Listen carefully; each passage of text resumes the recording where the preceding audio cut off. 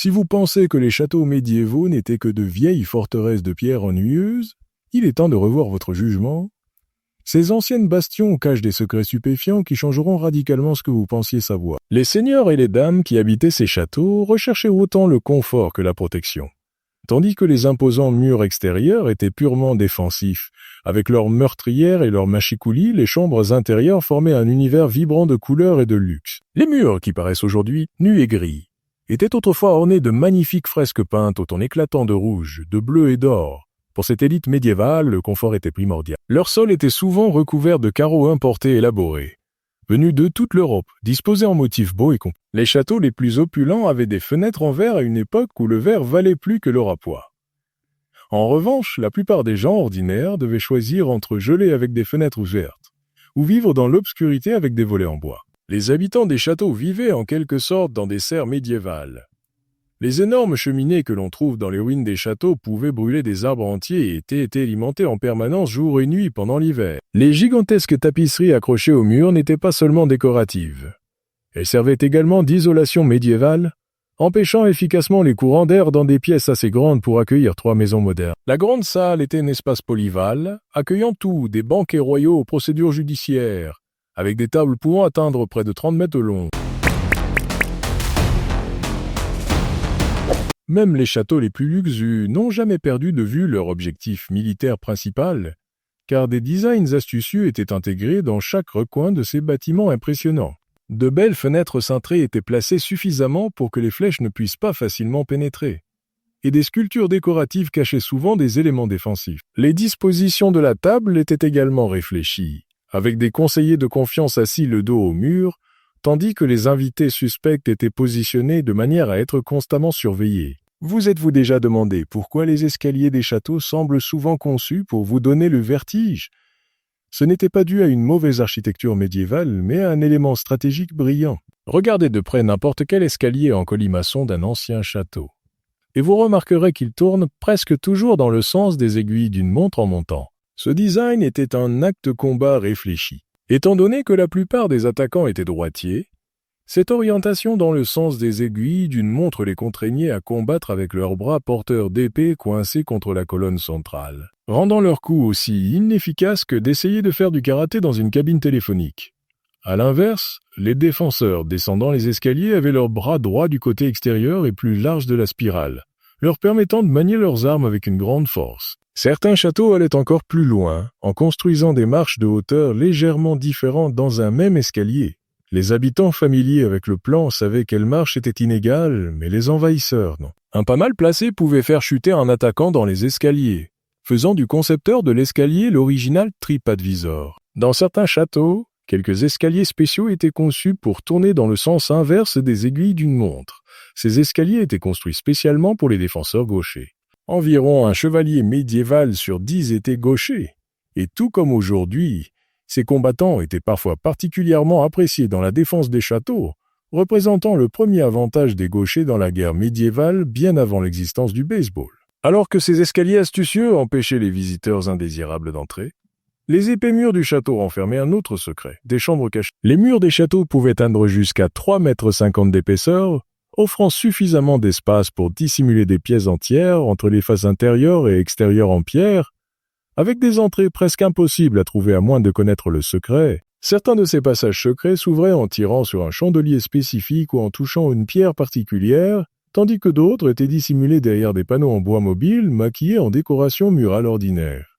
Ces espaces cachés remplissaient diverses fonctions. Beaucoup servaient de voies d'évasion, avec des tunnels menant à l'extérieur des murs du château. D'autres étaient des postes d'écoute, où de minuscules trous dans des sculptures décoratives permettaient au son de voyager vers des pièces cachées, permettant ainsi aux seigneurs du château d'espionner les visiteurs qui croyaient parler en toute intimité. Les salles cachées pour les trésors étaient également fréquentes, permettant de dissimuler de l'or et des bijoux dans des espaces muraux qui semblaient être de la pierre solide. Les pièces les plus sombres étaient des cellules de prison connues sous le nom d'oubliettes, d'un mot français signifiant oublié, car quiconque y était enfermé était destiné à être oublié pour toujours, bien que des espaces cachés préservaient certaines affaires de la vue. Certaines caractéristiques des châteaux avaient l'effet inverse. Les toilettes médiévales ou garde-robes étaient généralement de petites pièces en saillie sur les murs du château avec des conduits permettant d'évacuer directement tout dans le fossé ou sur le sol en contrebas. Comme le papier toilette n'existait pas, les personnes riches utilisaient de la laine ou du chanvre, tandis que d'autres se contentaient de feuilles, de mousse ou de leur main gauche. Un aspect étrange de la garde-robe, qui signifie garde-robe, était que les gens y entreposaient leurs vêtements élégants, croyant que l'odeur terrible d'ammoniac repousserait les mites de leurs tissus coûteux. Pendant les sièges, ces conduits de toilette devenaient un point faible inattendu, car les ennemis pouvaient parfois les escalader pour pénétrer dans le château.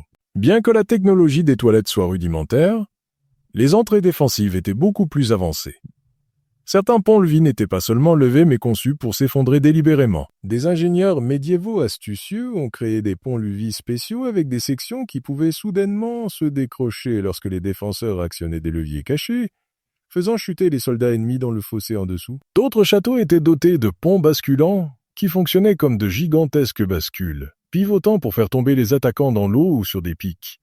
Ces pièges étaient souvent combinés avec une herse, la lourde porte à pointe qui tombait d'en haut. Les attaquants se retrouvaient piégés dans une boîte à meurtre entre la porte et le pont effondré, où ils pouvaient être ciblés par les défenseurs depuis les meurtrières et les trous dans le plafond au-dessus. Le fossé entourant le château n'était pas toujours rempli d'eau.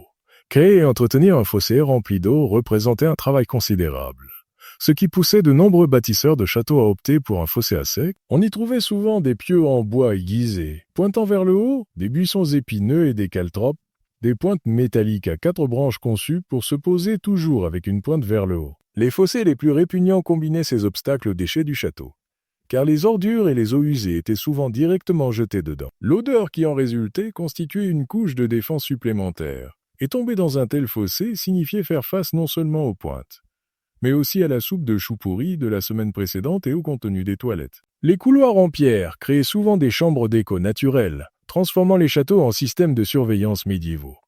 Dans de nombreuses salles rondes, des mots murmurés d'un côté pouvaient être entendus clairement sur le mur opposé, mais pas au milieu.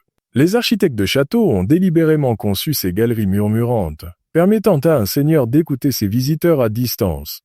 Les serviteurs ont rapidement appris ces astuces acoustiques et les ont utilisées pour chuchoter des ragots. Certains châteaux avaient même de petits conduits d'air reliant les pièces, officiellement pour la ventilation, mais qui transmettaient également des conversations comme des téléphones en pierre. Les nobles astucieux ont développé des techniques de contre-espionnage, comme jouer de la musique ou accrocher des tapisseries épaisses pour perturber les ondes sonores, et utiliser parfois l'acoustique pour diffuser de fausses informations. L'emplacement était primordial lors de la construction d'un château, et les sites privilégiés en hauteur étaient souvent prisés pendant des siècles, ce qui a conduit à la construction de nombreux châteaux sur d'anciens lieux de sépulture.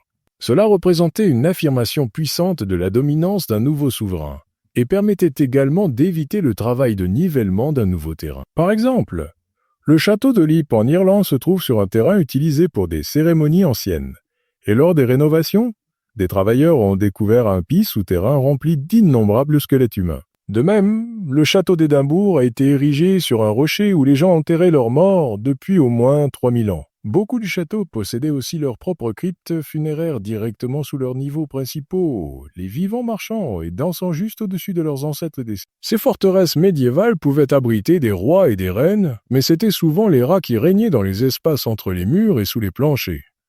Un seul château pouvait être le foyer de milliers de rats, qui prospéraient dans les recoins de la structure en pierre. Les cuisines des châteaux étaient un paradis pour les rats, avec des repas préparés en grande quantité et des restes facilement accessibles. Les habitants du château ont essayé différentes méthodes de lutte antiparasitaire, en employant des dizaines de chats comme chasseurs de rats. Certains recouraient même à des furets ou gardaient des hiboux à l'intérieur pour chasser les rongeurs la nuit. Malgré ces efforts, les rats capables de se reproduire rapidement persistaient toujours, créant une nuisance constante même lors d'événements officiels. Bien que les rats n'étaient pas les bienvenus, les propriétaires de châteaux faisaient appel à des animaux encore plus étranges pour afficher leur richesse et leur pouvoir. De nombreux châteaux royaux abritaient des ménageries avec des lions, des léopards et même des ours enchaînés dans les cours. Une royale avait un guépard de compagnie qui errait librement dans ses chambres, tandis qu'une autre avait reçu un éléphant en cadeau et avait fait construire une structure spéciale pour l'accueillir. Les oiseaux comme les aigles et les faucons étaient populaires, et des paons se pavanaient sur les pelouses. Des singes et des babouins étaient souvent gardés comme animaux de compagnie ou pour faire le spectacle, et certains châteaux avaient même des crocodiles dans des chambres remplies d'eau. Des salles cachées et des défenses ingénieuses aux enterrements fantomatiques et aux animaux exotiques, les châteaux médiévaux étaient bien plus que de simples forteresses en pierre. Ils constituaient des mondes complexes et dynamiques, remplis de secrets surprenants qui en faisaient les bâtiments les plus fascinants de leur époque.